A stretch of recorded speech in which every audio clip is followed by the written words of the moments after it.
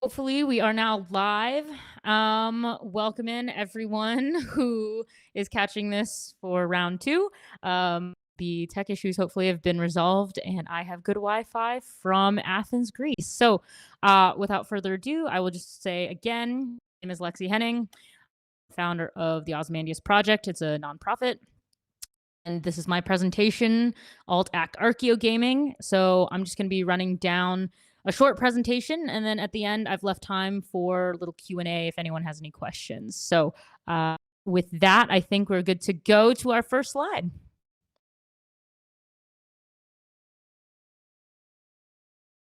Back more.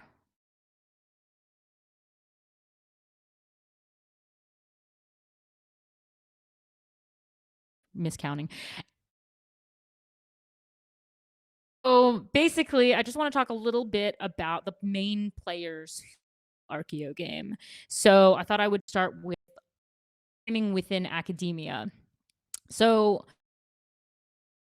academia is pretty straightforward. It is traditionally done by professors, early career scholars, grads, and I've often heard of some post graduate TAs also archaeogaming. Essentially, what I have here is a list of pros and cons that I'm just going to run through. So, the to archaeogaming within academia are the expanded reception studies for classroom students via interaction with the ancient world in the three synthetic environment. So rather than just learning about history from textbook, maybe a less interactive media like watching a video,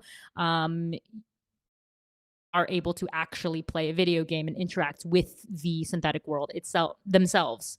Another pro is also the opportunity. This is a great opportunity, actually, for academics to test new technology in the classrooms. Historically, most classrooms have video or two from YouTube or something.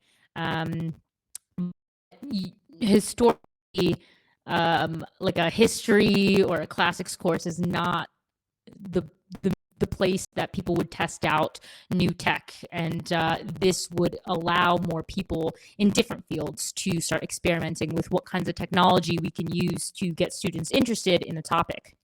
Another of knowledge from current researchers and experts, so those within academia or those coming up through the ranks, this is the time where they can really kind of go wild and share all their expertise as it's a work in progress. See a very unique opportunity for students to learn about research that's currently being done, new field work, stuff like that. Classroom setting also provides for critical analysis and discussion of the media representation of the ancient world or of the video game itself. So obviously being in a classroom, the space to be able to really talk about and analyze a lot of what they're seeing. So rather than having it just be a game that you observe or you sort of passively play, this is the opportunity where you can really dig into some of the meat of what's going on. And it does create sort of a safe space where you can challenge assumptions, challenge some theories, and it's a unique opportunity that's only going to be found within academia. The last one really is that a lot of the research that is done is going to be able to be published in academic platform, and the new that come out, I've found, generally going to be able to carry some more weight with people who are historically involved in the academic circles. So if there's new theories or anything put forward, this would be the space where there's an opportunity to really talk about what's going on. There are some major cons, though, to archaeogaming within academia alone. It's limited to students who are enrolled in a class or university, so that dramatically based who will be able to experiment and try the new gaming technologies and have access to people teaching it.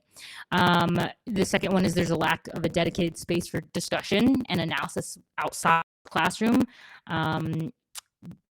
It's not, I mean, really for most things outside of academia. There's just a space for this, but as archaeogaming, it is kind of a glaring sort of issue, which is, there isn't really space to do that. Um, Limited availability for the archaeogamer themselves to engage with the general public. And that's probably due to administrative responsibilities and anything. So professors are normally pretty busy overseeing students. Postgrads and TAs are often really busy teaching courses and doing coursework themselves, often and the like. Also, there's a growing but a very limited number of programs and organizations that space for the wider engagement. There is a growing list. I've seen a number of organizations pop up, but there are sadly still too few. Con is that scholarship really is mostly published in academic media and in an academic format, which unfortunately is often made to be quite inaccessible for those outside of academia to be able to read. On kind of how it is, and it's a pretty limited audience for those who are willing to sort of sit through a more dry academic sounding read about something that should be pretty exciting. So next slide, please, and we will talk about archaeogaming outside of academia. So outside of academia, who are these people doing it? Usually independent scholars, some students, and I've noticed there's a growing contingent of just history enthusiasts wanting to make content. So some of the gaming outside of academia are that made to target a non-academic audience. So oftentimes it's already going to be more accessible to the general public. Along with that, the focus is often more big picture, not small nitty-gritty details, and the attention is not paid so much to, oh, did they get this YZ theory correct? But it's more on sort of entertainment and visual value. Is it an entertaining video? Does it keep attention? Does it keep my attention? Can I sit through, a 20-minute video on some ancient, whether it's a Roman house or an Egyptian pyramid? It's often more time to dedicate to public outreach and research. So not always the case, but more generally, these are the people who would have time to interact with the general public. When they're making their media, they can go through and answer comments, or they, get into discussions with people. There's a billion different ways that they could make it more accessible and just have more time. And the last one also then is, again, publishing sort of research or content. Scholarship is published in usually non-academic platforms, and it is actually written for a popular audience, which makes it a lot easier for most people to be able to sort of consume the information, be able to actually understand what it's saying. But these wonderful, wonderful pros. Again, like many things, there are several cons. Most of the people making these are not if they're young students or independent scholars. Obviously, they are working toward, or maybe working toward, a higher degree or something. They are not experts yet. So they don't have access to various professionals who might be able to help do information checks. It's fine, but that's just, there is kind of a lack there. The focus, again, con. So if the pro is that the focus is more often big picture and not small details, that also unfortunately becomes a con where if you do focus on generalizations and sort of the visual entertainment, that might leave out for more historical accuracy or some small nitty-gritty details that maybe some people are more interested to hear about. So if you're doing a very general video on the pyramids of Egypt, you might, who made it, what is this, blah, blah, blah. But you probably won't find anyone wanting to really sit down and talk about theory, which is, how they did the interior and whether there's an extra chamber and That's probably a more academic small detail that academia would cover, not generalists.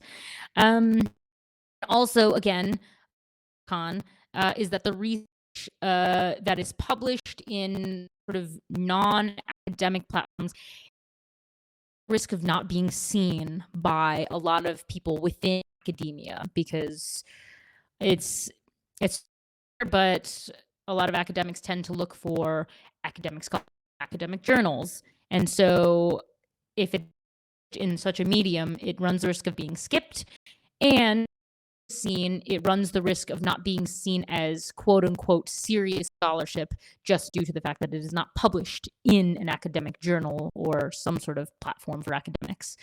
Next is so. Oh, so next slide is about some challenges for. So the biggest one is that I've personally observed is higher education degree in ancient studies is often seen as a major credibility barrier. What that essentially means to the common man is MA, no PhD equals take it with a grain of salt, must confirm with legit experts. It's quite unfortunate. Working outside of academia or just outside of is often seen as a negative, sort of in the same way that it's sort of one of those stay type of arguments that I've often heard, which is just, oh, well, if you don't study this for a living, leave it to those who do. Negative attitude, and I've seen and heard that said to a couple of people, so that's why I added that one. But a huge challenge was the lack of teaching experience. If you don't have that experience, either as a TA or something, it can be derided and sort of reinforces this unfortunate perception that you need to be an official educator to be taken seriously, and the methods of transmission of this knowledge will be challenged. I've heard some people say, oh, you haven't ever taught anyone, so you might want to go talk to a real teacher because I don't know if this is the best way. So basically, it adds up to this very annoying feeling of always just being seen as like, oh, okay, that's cute, you have nice info, but okay, I'll just wait for someone else. And this is quite an unfortunate attitude because I know a lot of people who definitely are not teachers and not academics. They have a really convincing message and they might be able to really contribute something, but just because of this lack, they're not taken seriously. So I've found that to be quite a big challenge. And a classroom or teaching experience or a position comes the lack of access to official sort of new and up-to-date research or lack of access to facilities or conferences. So there are a billion conferences on any given topic going on all the time. And being outside of proper academia, often cost is very prohibitive. So you can't go to the conferences, you can't get the latest info. A lot of academic schools online are paywalled. And only an institution, or if you're willing to pay a lot of money, can you get access. This is a huge issue, and I don't think that, considered legit, you should have to either pay a lot of money or go join an institution. Without these academics, people will be limited to using materials often found sort of generally online, whatever is open access. Maybe there's some good stuff there. If the Archaeogamer has personal resources, if they have friends in academia who might be able to send them stuff, and just basically using personal networks. But not all scholars and networks are created equal, unfortunately. So what you'll have is a very uneven sort of playing field where one person might be fantastically interconnected and have access to a lot of sources, and the other and someone else might not. But that doesn't mean what they bring to the table in terms of their interest, passion, and research is less valuable. It just means they can't either verify it or bring it to the table in the way that someone else might be able to.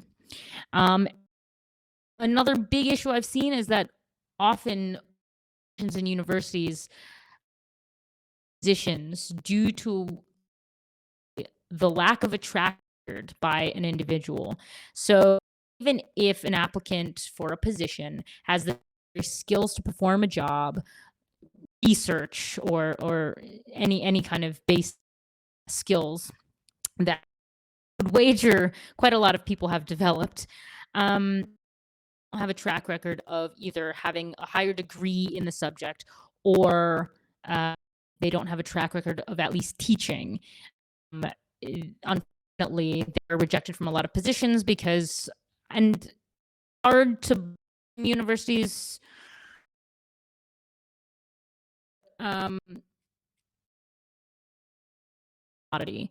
And while that's fine because they are universities, um, giving early career scholars or someone who didn't go through the system essentially, who would bring a new perspective, would be wonderful to see. But a lot of times that's just not available, and I'm hoping that will change.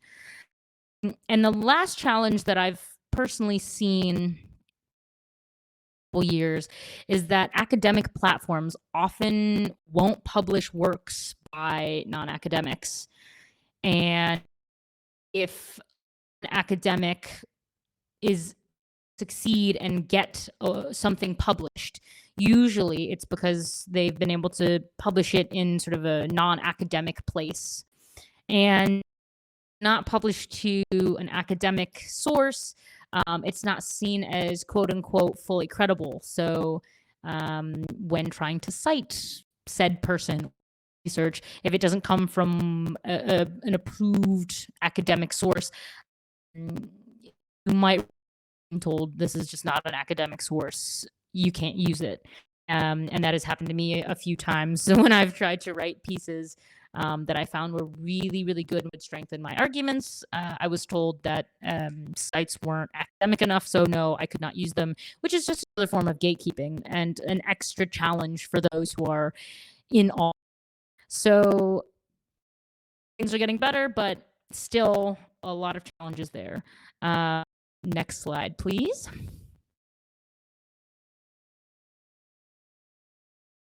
Just gone through a lot of the challenges and who does the.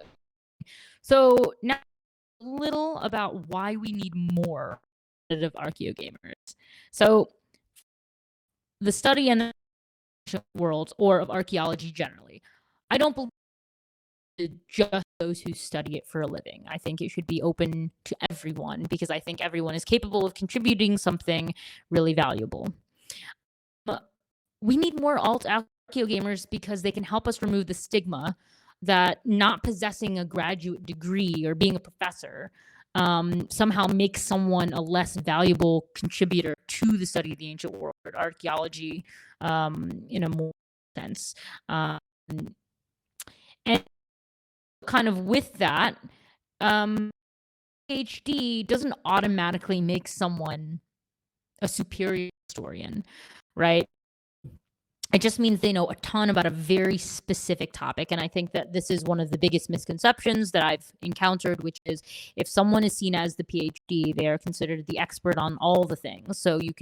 So I've seen people just walk up to someone who's a PhD and let's just say Egyptology, and then they're asked about all. Well, unfortunately, they're not an expert. So, if this Egyptologist did just coffin work in the 20th century, they can tell you a whole lot about that. But if you ask them about uh, dynasty tombs and obelisks, they say, "I don't know. That's out of my depth. I gotta go read something." So, similar response doesn't have that MA or PhD. So this idea that having the piece of paper that says you're really smart, yes, you are really smart. Congratulations, you got that PhD. Again, it's in the one specific thing. So I don't think that it's fair to accurately say, okay, only this person piece of paper. But I digress. but also bringing in more alt-ac archaeogamers would diversify the perspectives. Bringing more people in will make the ancient studies much more interdisciplinary and I think well-rounded by bringing in people with outside perspectives who might not focus on the nitty-gritty, might catch something that ancient world or archaeology like scholars are things that just would escape attention and kind of going on involving other fields, it's ancient studies, would benefit them as well, particularly the STEM fields. When you're talking about archaeogaming, you're basically talking about combining science and coding and computers and technology with the ancient world. So while we definitely can learn a lot from the technology that is being produced and use it to help us, I'm absolutely 100% sure that there are things within ancient studies that would help these STEM fields as well. And we need to stop disconnecting STEM from humanities because they have other, and we need more people to realize this. So more people from outside of the two, we bring them together, we show them the crossover that happens. So we need more alt-ac archaeogamers for that matter. And then including more enthusiasts and including more alt-ac professionals. Firmly believe that this will help spread the passion for these ancient fields and for gaming as well faster, and it will reach a much bigger audience than leaving it just people within these fields. I mean, if you're in the field and you just talk to other people in the field, you're all kind of there and you all kind of realize it. So like you the same interest. So a lot more crossover and a lot more enthusiasts help reach sort of more non-traditional audiences and hopefully bringing them in. Finally, new publishing spaces outside of academia, I believe, will also share their reception work, however they've done that, and also being able to share approaches to interdisciplinary study, again, will benefit all the fields involved and all the people involved.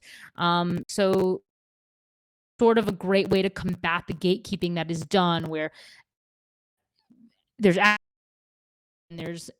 academic, more journalistic, if we can call it that, publishing. Cases hopefully will combat very black and choice of do you want to be taken seriously in academia or do you not want to? So I'm hoping that that will get better in the future. Next slide, please.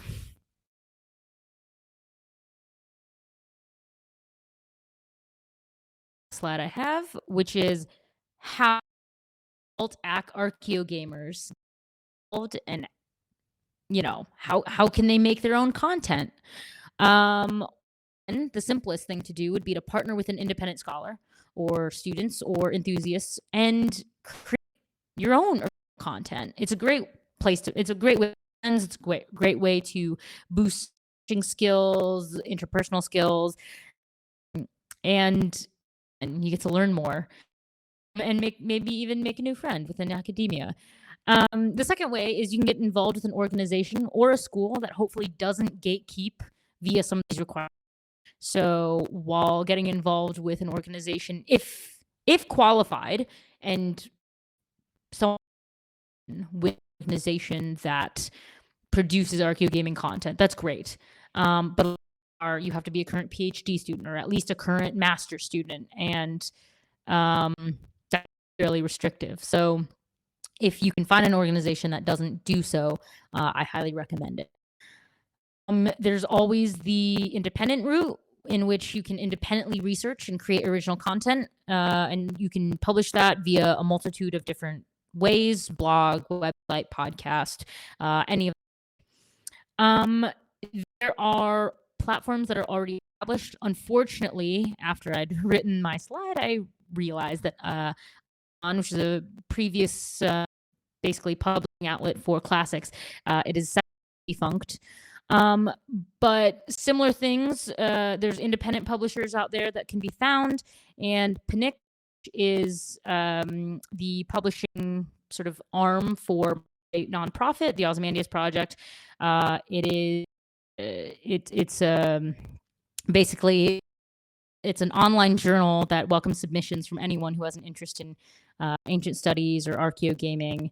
And it's not peer reviewed, and I don't know how many sources may or may not have a rigorous peer reviewed process, but it's basically just a platform for people to share their scholarship in a non sort of depth way. So there are independent publishers to be found online. And if you are someone with a unique background or a perspective and you are interested in covering a topic, if you're an expert on the topic, actually, if you come from a different academic field or you work in some field, you expertise over something, I highly recommend finding a way to fit it into the wider historical and academic context and seeing if there's so many things that are now interdisciplinary. So hopefully it will be accepted somewhere, and that's a great way to sort of get the interdisciplinary isms working, and so that could be a way in. And then the last one really that I've seen a few people attempt is to write op-eds for journalistic sources or other platforms, which are outside the field.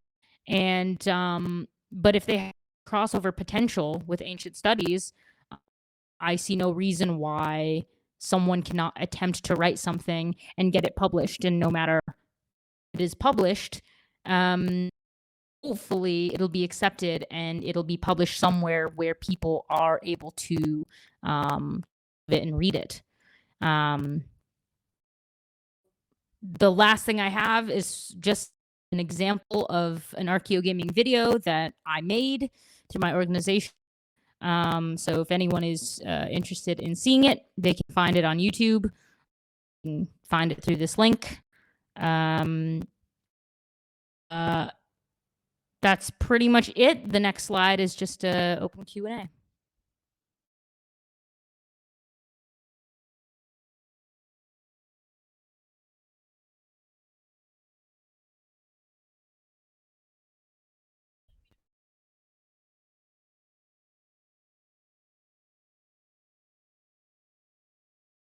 Yes, definitely.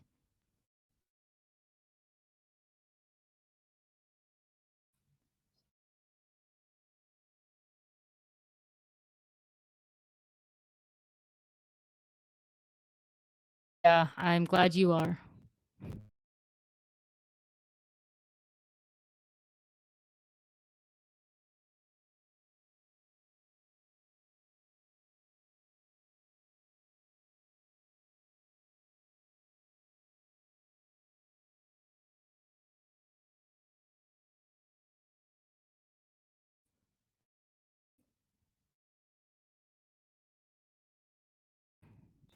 No one can hear me because I'm on mute.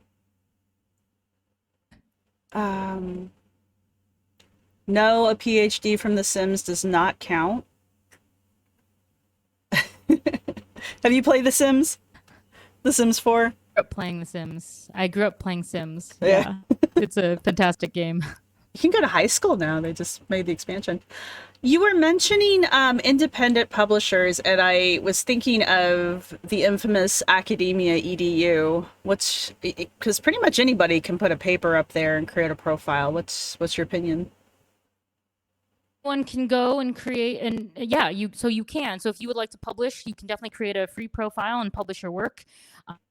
Problem that I have encountered and had with academia is that pay for a premium account if I want access to other people's articles. Yeah. So that's again a paywall that I hate. And so while if you just want to publish your own work and don't care, you can probably try to put it there open access. But if you want to use academia to get more research, you're probably going to be paywalled. And also, since I have you here, can you tell us a little about your Ozymandias project? It originally started as just a podcast in late 2020. because I was basically working a 9 to 5 government job, and I was bemoaning the fact that I couldn't use my degree in a more sort of useful way, and I just missed a lot of the conversations, and it was on in classics. So I started as a podcast, and then when I realized there was a much bigger could do a lot more good by expanding into public scholarship, I decided I would turn it into an organization. So it's a pretty small organization run by myself and 3 good friends from college. We sort of slowly trying to expand. It's been a little hard since I've been in grad school in Greece, but Panix last year, or earlier this year, I don't even remember when we officially made it because we've been working on it for so long. But I was one of the people who was very sad that Eidolon was shutting down. And I thought that it would be a space where we welcome submissions from people both in and outside of academia with very few sort of gatekeeping roles. So yeah, we started it, and we have now one's coming out in the fall. And I'm hoping that lots of people will submit things because it's going to be open access online, just to see the different reception from any cultures. Any and all cultures are welcome. It's definitely not tied to classics. We're just classics heavy because that's my background, but I would love to have people from all over join it. We still have our Ancient Office Hours podcast that I host, where I interview scholars about their research and about sort of the struggles that academics go through and how people come to their fields, and talking about more accessibility, open access stuff. And then we have our whole Archaeogaming segment, where I've been making Archaeogaming videos, and so I envision this as can keep working on and making more Archaeogaming and partnering with teachers, high schools, to try to get more games in classrooms, because I think that it will go a long way to helping preserve the humanities and getting us more.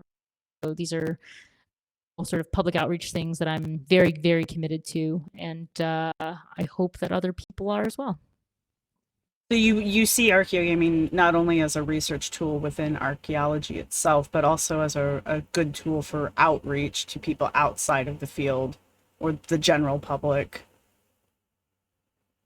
It's our best way as we head into the future to interact with the general public, because gate kept all the time, and 2, things are sort of in a more academic format. It does attention, unfortunately, who aren't immediately interested, but such a huge segment of the population, either both in the US and just the world generally, are gamers. So I think it's a group, and it's more interactive, and I personally believe that it is the future of archaeology and how it's going to save some of these fields.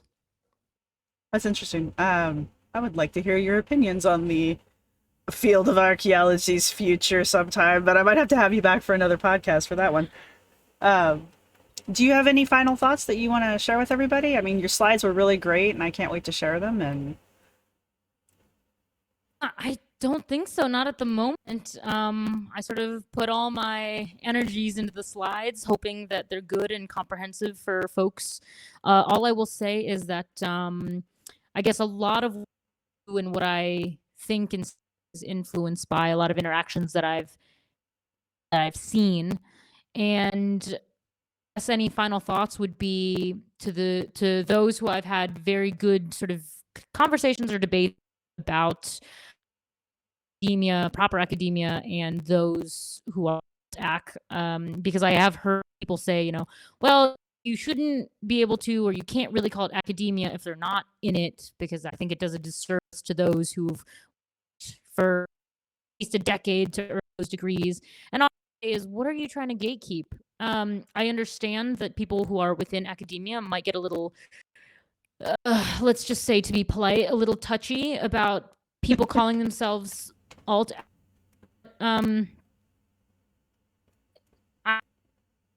Be limited to those with the degrees. I think you can produce excellent content, excellent quality content without a fancy or an institution behind you, as long as you're willing to put in the work and the research and it. So, all I would say is, please try to keep an open mind to those who do not work in academia at all, or who are sort of affiliated with it, but not really in proper academia.